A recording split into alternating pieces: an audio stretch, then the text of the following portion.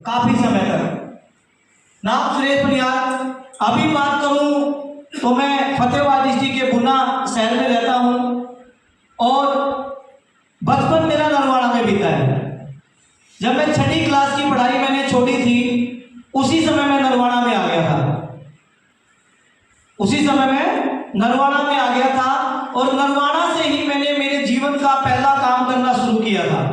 नरवाड़ा की बहुत सारी यादें जुड़ी हुई हैं, चाहे मिलन पैलेस की बात हो, ये गलियां हैं, ये सारी चीजें हैं, लेकिन ये गलियां हम छोड़ चुके थे। लेकिन दोबारा आज इस यूनिवर्सिटी की बदौलत आने का यहाँ पे मौका मिला।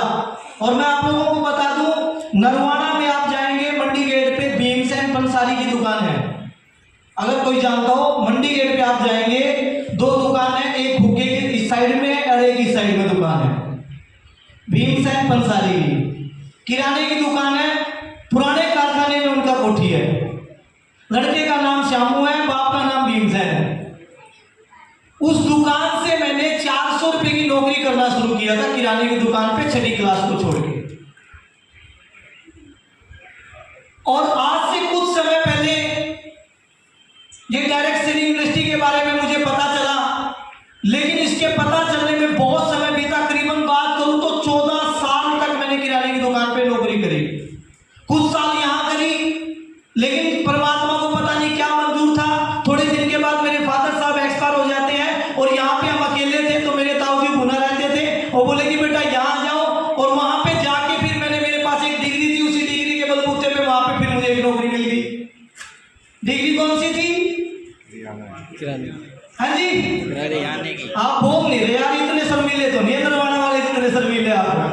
हाँ जी, वहां पे फिर मुझे एक नौकरी मिल गई। यहाँ से 1200 की छोड़ के गया, वहां पे 1600 रुपए की मिल गई। और लगातार मैंने 14 साल एक किराने की दुकान पे नौकरी की। माय डियर लीडर्स, 14 साल नौकरी करने के बाद 21 जनवरी 2016 12:47 का वो समय था जब मुझे इस तरीके के बिजनेस के बारे में बताया गया। इस तरीके की मीटिंग में मुझे इनवाइट किया गया।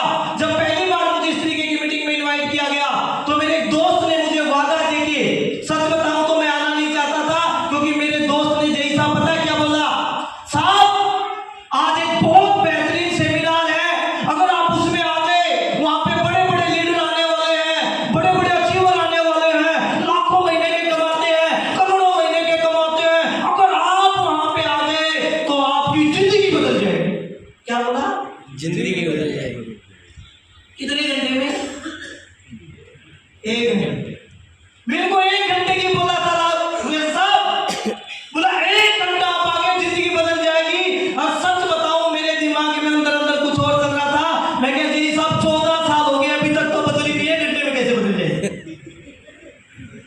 14 साल में तो बदली नहीं, 1 घंटे में कैसे बदल जाएगी? सच बताओ, समझदार व्यक्ति सेमिनार में आएगा क्या? हेलो, और ये कुर्सी इसीलिए खाली है, कुछ समझदार आएंगे, समझदार व्यक्ति नहीं आएगा। लेकिन मेरे दोस्त ने मुझे वादा किया, भाई साहब मेरी दोस्ती की कसम, आपको इसकी कसम, आपको भाभी जी की कसम, आपको सेमिनार में आना पड़ेगा। और मैं उसकी दोस्ती रखने के लिए आ गया। और सच बताऊं, पता क्या सोच के आया था कि सेमिनार में जाऊंगा और सबसे वाली सीट पे, मैं पीछे वाली सीट पे बैठ जाऊंगा।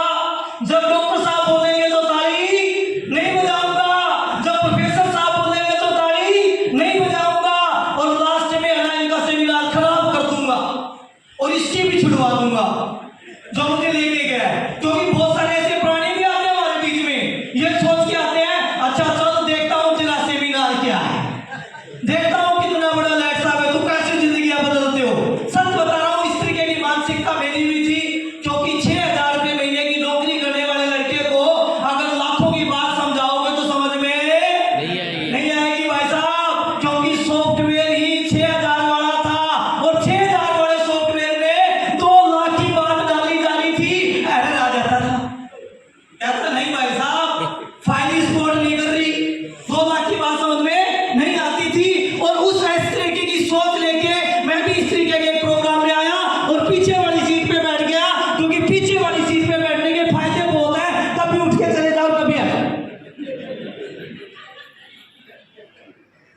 क्योंकि कोई देखता तो है नहीं।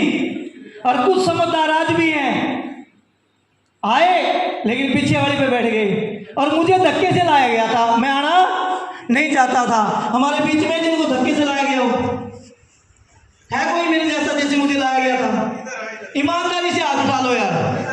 हाँ, कोई है जिसको धक्के से कसम वसम लेके आ लो? एक पैसा बंदो ना ताले लगा दो उनके लिए। सच बताऊं तो एक बार एक दरबार लगा हुआ था, वहां पे महाराज जी बैठे हुए थे, राजा बैठा हुआ था और एक पंडित जी को वहां पे बुलाया गया। और पंडित जी जैसे वहां पे आए, पात्र साहब को पंडित जी को बोला गया, महाराज जी पधारो पधारो। तो पंडित जी बोला, राजा साहब पधारो नहीं, मैं पधारा नहीं हूं, मैं तो आना नहीं चाहता था, मुझे तो पधराया गया। तो यहाँ पे भी कुछ लोगों को पधराया गया होगा, आए नहीं होंगे, आना नहीं चाहते थे।